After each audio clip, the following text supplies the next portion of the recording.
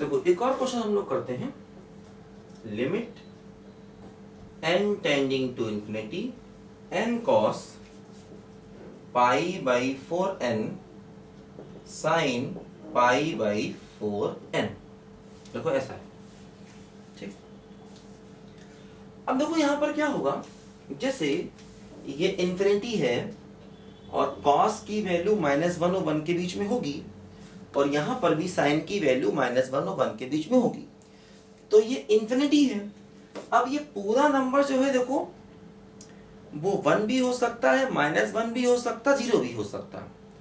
तो इसीलिए ये एक अनडिफाइंड फॉर्म है, क्योंकि मतलब इस नंबर की वैल्यू क्या होगी नहीं पता, क्योंकि n को इंफिनिटी रखोगे ये तो इंफिनिटी होगा, cos की वैल्यू -1 और 1 के बीच में होगी, साइन की वैल्यू भी -1 और 1 के बीच में होगी, लेकिन पूरा नंबर कहाँ होगा नहीं पता। तो इसलिए इन्फिनिटी इंटू 0 भी हो सकता है, इन्फिनिटी इंटू पॉजिटिव भी हो सकता है, मतलब इसका आंसर इन्फिनिटी इंटू 0 भी आ सकता है, इन्फिनिटी इंटू पॉजिटिव मतलब इन्फिनिटी भी आ सकता है, इन्फिनिटी इंटू नेगेटिव मतलब माइनस इन्फिनिटी भी आ सकता है। इसके कई आंसर पॉसिबल है ना। तो इसलिए देखो ये एक अपने आप में अनडिफाइंड फॉर्म है। देखो क्या करेंगे, n tending to infinity cos pi by 4n और देखो साइन पाई बाई 4n, देखो 1/n नीचे ले आए, ठीक।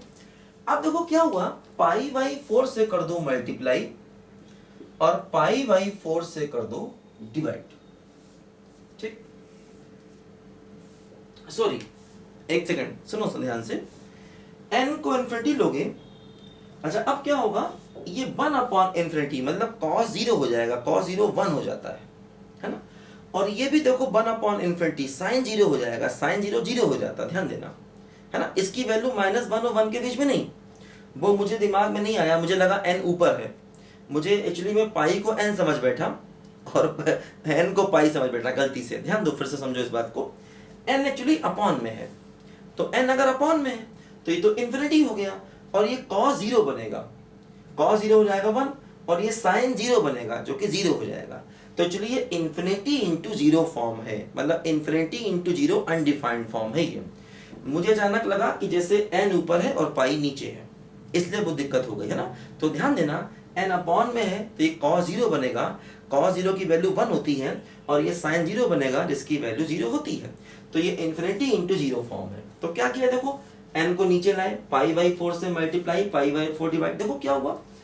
अब देखो ये साइन 0/0 केस बन गया, ध्यान दो, देखो ये जो टर्म साइन के आगे है वही नीचे है, और लिमिट लेने पर दोनों 0 हो रहे हैं, तो साइन 0/0 देखो 1 हो गया, देखो ये हो गया पाई बाई 4 ये टर्म, और देखो ये हो गया cos ऑफ 0 जिसकी वैल्यू 1 होती है। तो पूरे का आंसर क्या आ गया बोलो, पाई बाई 4 के बराबर आ गया, ध्यान दो, है ना। तो ऐसे करना है हमें इस क्वेश्चन को। देखो लिखो फटाफट सब बच्चे।